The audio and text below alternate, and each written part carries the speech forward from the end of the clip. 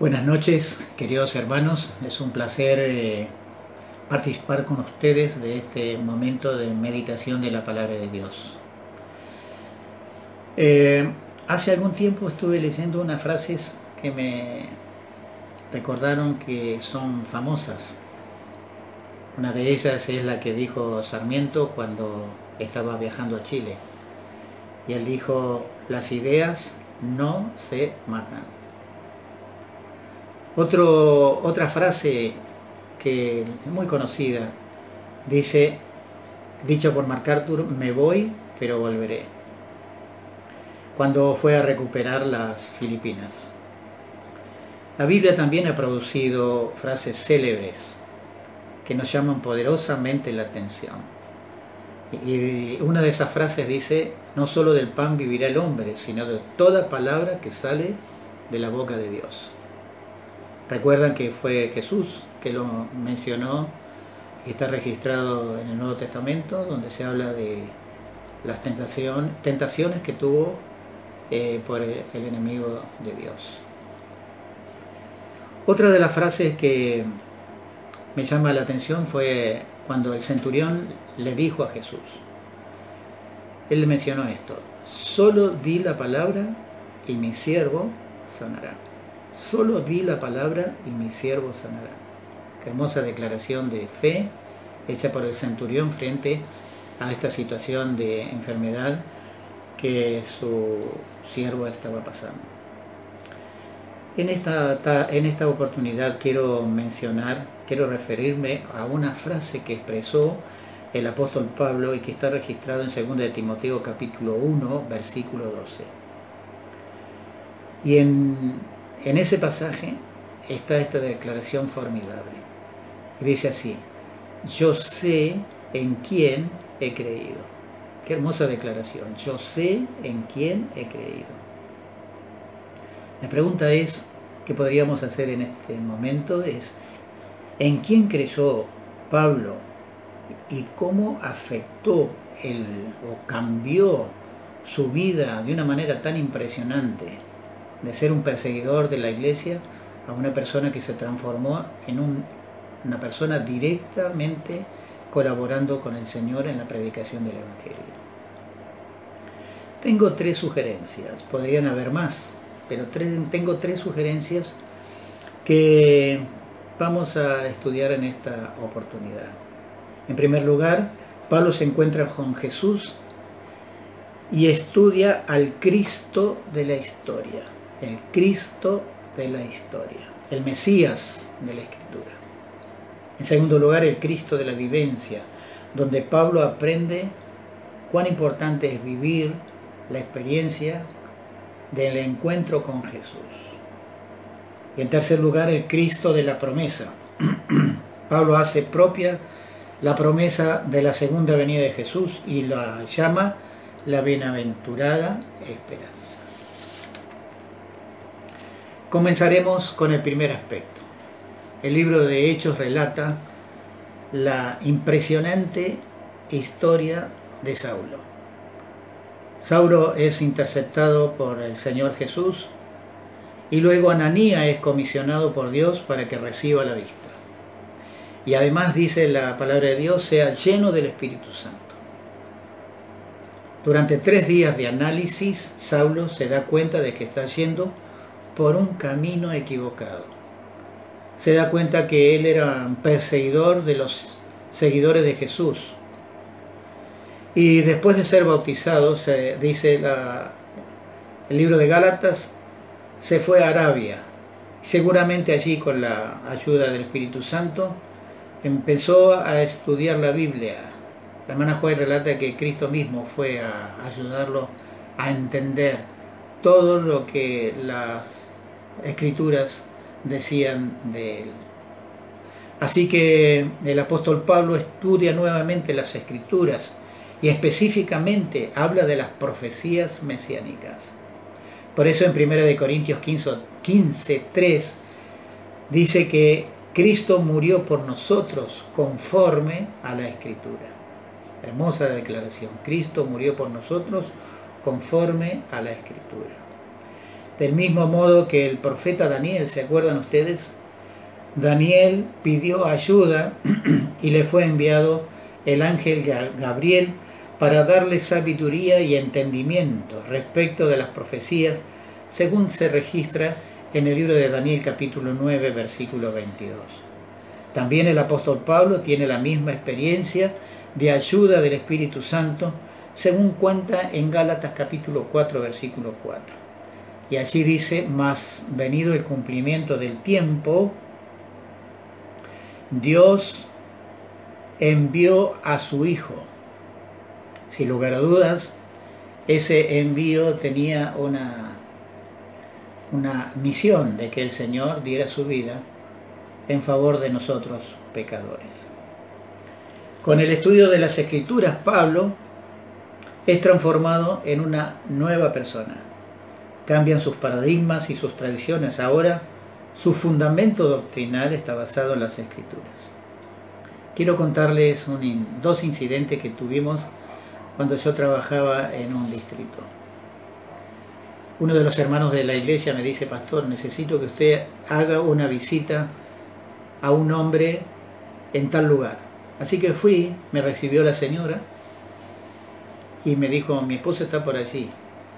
Y fui a saludarlo, le digo: ¿qué tal, señor? ¿Cómo le va? Bien, me dijo.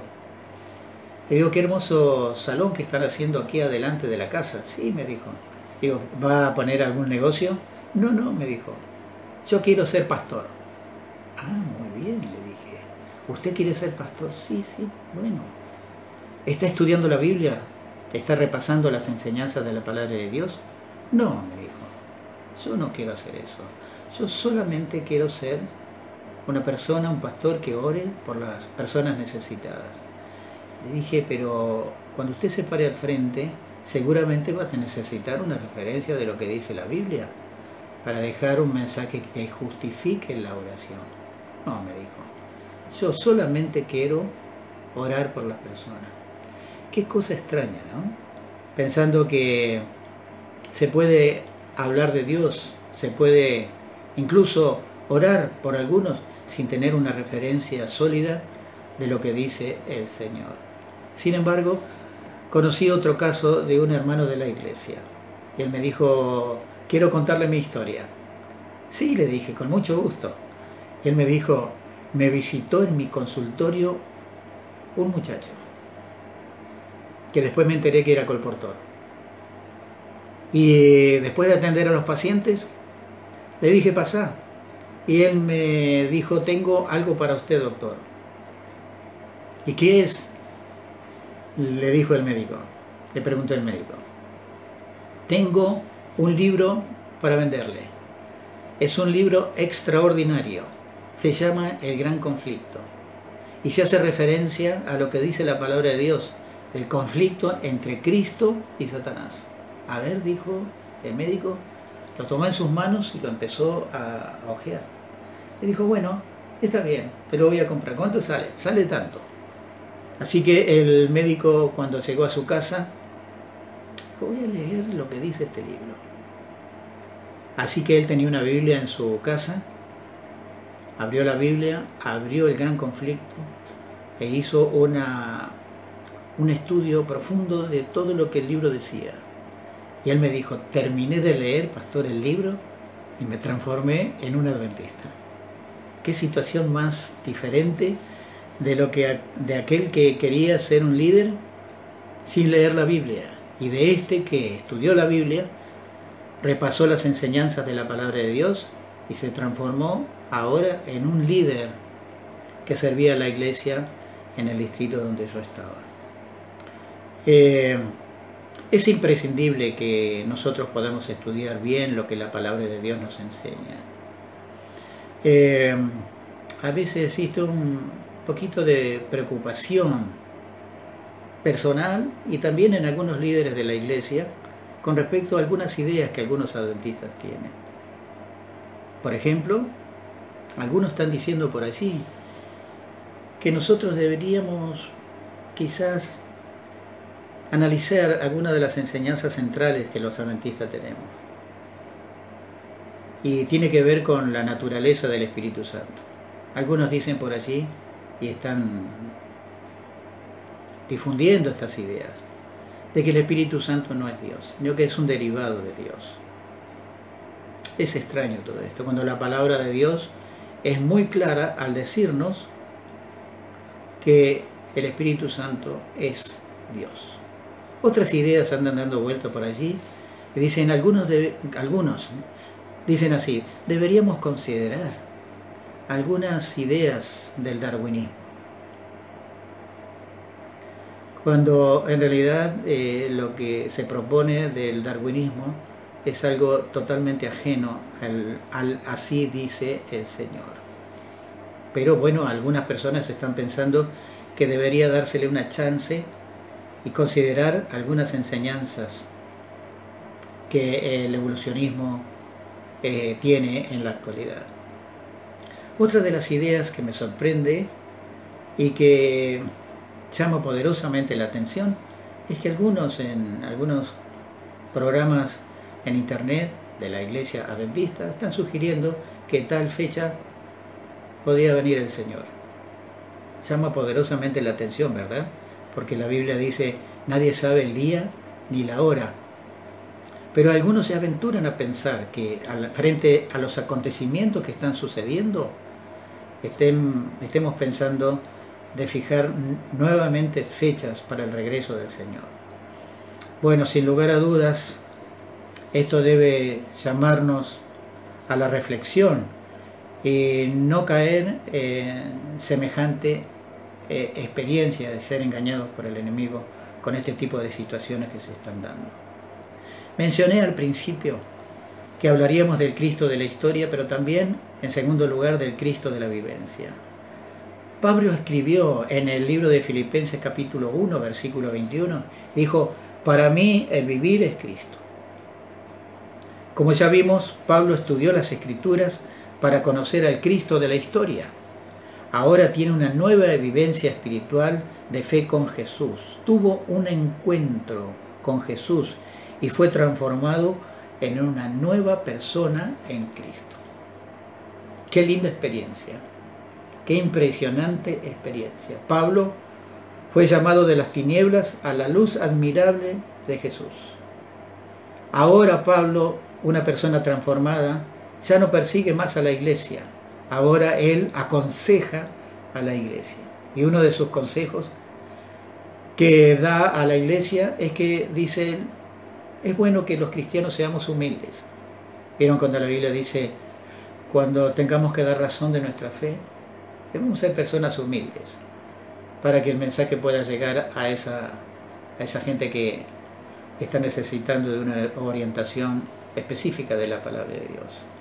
Pablo también dice, sin ira ni contiendas. Bueno, Pablo sabía mucho de esas cosas, pero ahora aconseja que eso no es bueno en su nueva relación con el Señor. Sin arrogancia ni orgullo, sin petulancia. ¿Saben que el petulante es aquella persona que se jacta de algunas cualidades que tiene y desprecia las opiniones de los demás? Pablo no quiere que esa experiencia la tenga aquella persona transformada, aquella persona que vive ahora una nueva vida en Cristo. Pablo desea que seamos libres de desprecio, sin mal ni rebeldía, no manifestar una vetusta insensatez, una vieja insensatez que a Pablo lo llevó a una experiencia nefasta, de ser una persona que se puso en contra de lo que Dios había dejado para su iglesia. Pablo tiene un encuentro con Jesús, cambió a una experiencia nueva, distinta, como bien lo expresa, decíamos este pasaje al principio, en Filipenses 1:21. Para mí el vivir es Cristo. Bueno, quiero hacer una breve reflexión con esto. ¿Vieron que hay mucha gente que conoce mucho de la Biblia? Mucho. Conoce las historias. Sabe incluso que la Biblia tiene 66 libros. Sabe los libros del Antiguo y Nuevo Testamento. Ha leído la Biblia. Pero es interesante que no solamente tenemos que leer la Biblia, sino tener un encuentro con Jesús, una vivencia espiritual con el Señor. Qué importante que es esto. Qué lindo es saber que Dios puede transformar nuestros corazones y llevarnos a una nueva vivencia, a algo totalmente diferente de lo que algunas personas tienen. El Señor quiere que podamos estar en contacto con Él, de tal manera que nuestra experiencia sea de gozo, de alegría. El Señor siempre ha querido que nosotros podamos ser personas que nos gocemos del Evangelio, que vivamos el cristianismo de una manera tal que traigamos gozo al corazón. Y en tercer lugar, el Cristo de la promesa. Mencionábamos el Cristo de la historia, el Cristo de la vivencia y ahora el Cristo de la promesa.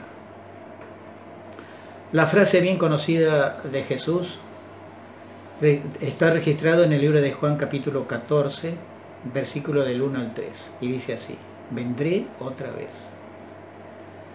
Pablo estudia las profecías y al leer el Antiguo Testamento hay un pasaje en la Biblia que está registrado en el libro de Salmos 53, donde dice: vendrá nuestro Dios, vendrá nuestro Dios. Isaías 25:9 dice: he aquí, este es nuestro Dios, le hemos esperado y Él nos salvará. Impresionante declaración, como un anticipo de lo que va a suceder cuando el Señor esté viniendo en las nubes de los cielos, y ojalá que cada uno de nosotros pueda tener en sus labios esta hermosa declaración: este es nuestro Dios, le hemos esperado y Él nos salvará. También era de conocimiento lo que escribió Judas acerca de Enoc, séptimo de Adán, que profetizó: he aquí vino el Señor con sus santos decenas de millares. Viendo un proyecto escatológico, el Señor le mostró a este siervo de Él esta hermosa declaración, que el Señor vendría con sus santas decenas de millares de ángeles, coronando la espectacular venida que hará el Señor cuando sea su segunda aparición en esta tierra. Pablo acepta esta promesa y él mismo escribe en 1 de Tesalonicenses capítulo 4 del 13 en adelante. ¿Se acuerdan ustedes de eso? La Biblia dice: los muertos en Cristo resucitarán primero. Luego nosotros, los que vivimos, seremos transformados para ver al Señor viniendo en las nubes de los cielos. Y hace una exhortación excelente el apóstol Pablo. Por lo tanto, anímense los unos a los otros con estas palabras. Qué hermoso es saber que podemos animarnos los unos a los otros con declaraciones tan claras y específicas que el Señor ha dejado en su palabra. Podemos leer un pasaje: Dios es nuestro amparo y fortaleza, nuestro pronto auxilio en la tribulación. ¿Se acuerdan de esa declaración hermosa? Dios ha prometido que estará con nosotros siempre. El ángel de Jehová acampa alrededor de los que le temen y los defiende. Mirá qué bueno es el Señor, dice en la siguiente declaración de ese salmo. Sí, hay promesas maravillosas en la Biblia que sin lugar a dudas nos muestran que esta promesa que el Señor dejara de la segunda venida será un acontecimiento sin lugar a dudas espectacular. El Señor lo prometió y Él lo va a cumplir. El apóstol Pablo habla en 1 de Tesalonicenses que Él hará un acto impresionante. Dice: los muertos en Cristo resucitarán. Habrá una resurrección. Y entendemos que la resurrección y una transformación para los que estén vivos, habla de que la resurrección no es una recompensa, sino que es un inmerecido regalo del Señor a sus hijos, un regalo del cielo. Pablo coincide con el apóstol Juan en Apocalipsis capítulo 1 versículo 8, y él dice: he aquí vienen las nubes y todo ojo le verá. Mi mamá hace tiempo hizo una llamadita a mi casa, me dijo: Juan, quiero decirte algo. Una vecina soñó con vos. Claro, los vecinos sabían que yo soy pastor. Así que, bueno, cuando puedas, me dijo mi mamá, date una vueltita por aquí. Así que fui a la vecina que tenía un almacén. Le dije, mi mamá me contó una experiencia que tuviste. Sí, me dijo, pastor. Yo oré con usted, que usted me visitaba y me decía algunas cosas.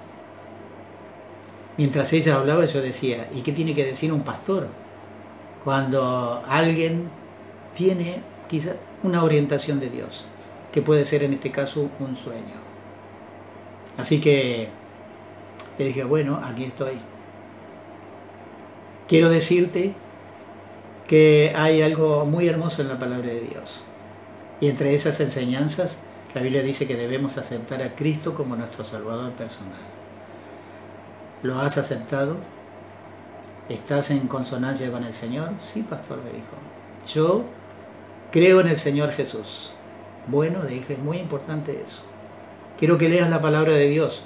Seguramente al recordar en la lectura de la Biblia vas a notar que hay un énfasis notable en la Biblia de la segunda venida de Jesús. El Señor está muy pronto a venir. Y quiero decirte como pastor de la iglesia adventista que Dios espera que estés lista para recibir al Señor en las nubes de los cielos. ¿Te parece buena idea? Sí, pastor, me dijo. Y muchas gracias por este consejo.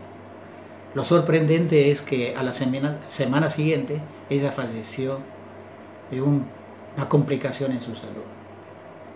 Bueno, es sorprendente cómo Dios a veces dirige las cosas.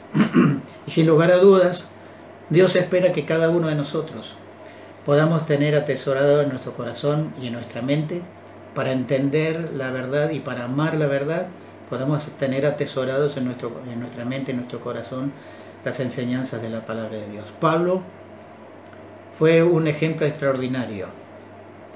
Él de perseguidor pasó a ser un perseguido. Él conoció y estudió al Cristo de la historia. Él consideró en su vida el Cristo de la vivencia. Tuvo un encuentro con el Señor y él llegó a ser una persona completamente diferente. Y en tercer lugar,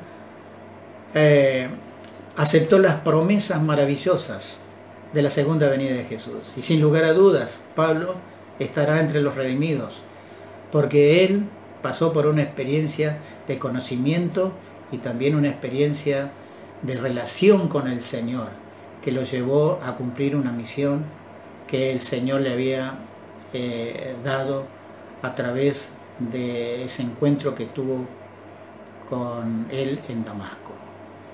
Pablo cumplió el cometido de descubrir en las Escrituras, como decíamos recién, al Cristo de la historia, al Cristo de la vivencia y al Cristo de la promesa. Deseo en